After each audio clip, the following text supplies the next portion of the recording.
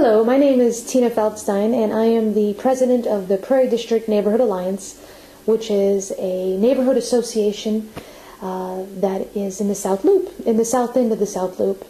And we've been involved with some incredibly exciting things that anchor our neighborhood. And one of those is a building that is on the corner of 18th Street and Indiana. It is known as the Vietnam Veterans Art Museum. And it's interesting because 11 years ago, the city of Chicago basically sold this building to the Vietnam vets for $1. And then they tiffed them, gave taxpayer money to the tune of close to $1.7 million as a grant, and said, here, take this money and start a museum, a national museum for veterans.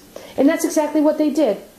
And here we are 11 years later, and the museum has been struggling.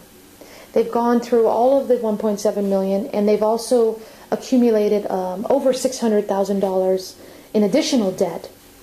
And the building needs repairs. The museum itself is not, it's not succeeding. So what they did is, without community support, they went and started seeking bids for some entities that could come and help them save the museum and hopefully keep them afloat. And they went through, from what I understand, they got about 5 bids. And one of those bids was from a nightclub called Black Orchid. And they decided to go with this Black Orchid bid, and they thought they were going to be able to sell the building. But once they realized that the agreement that they had with the city would take place all the way through 2013.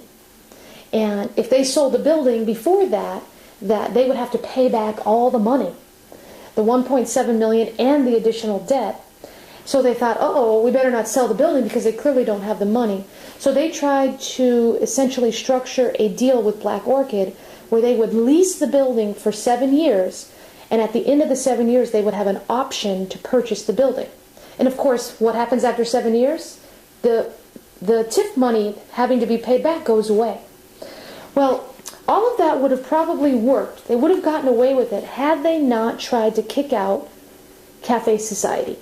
Cafe Society is a neighborhood restaurant in the base of the building, and the owner, Jorge, he came into this neighborhood years ago before many of us were willing to come in. And he invested, and he has a lease all the way through. He has, I think, 7 more years on his lease. And the Black Orchid deal required that they remove Jorge. They remove Cafe Society, and that was simply a problem.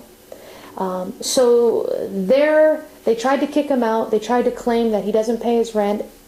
It ended up in a lawsuit. Jorge hired Baker and McKenzie and ended up suing the Vietnam veterans. And when that happened, he alerted the neighborhood what was going on, because we didn't even know that this whole thing was happening. It was being done very secretly, at least secretly from the community. Maybe the city knew about it, but we didn't know about it.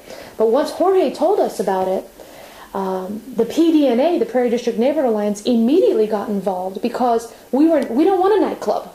The community does not want a nightclub in that location. And that location was supposed to be a cultural anchor for our community, because the planned development that encompasses the Vietnam War Museum also includes the Clark House, which is the oldest house in all of Chicago, and the Women's Park. That's all part of the same planned development. And the intention for that parcel was to always be an anchor for the community. That 75% must always be used to serve the arts or for community related activities. So the PDNA got very involved. We held meetings. We asked the residents, what would you like to see there? We thought maybe the residents would want to see retail, to fill it up with a bunch of stores. But it was very clear. The residents spoke out and said, no, we want that building to stay for the community. We do not want Jorge to be kicked out of there.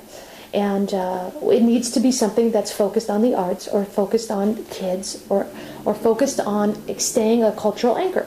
So we got together with Cultural Affairs, and of course the lawsuit with Cafe Society also put a lot of pressure on things. And today I'm happy to say that there was an article in the Sun-Times, because this is where Mayor Daley eats his breakfast. because Mayor Daley is our neighbor, and he lives just a couple of blocks away, and he's been coming to Cafe Society for years.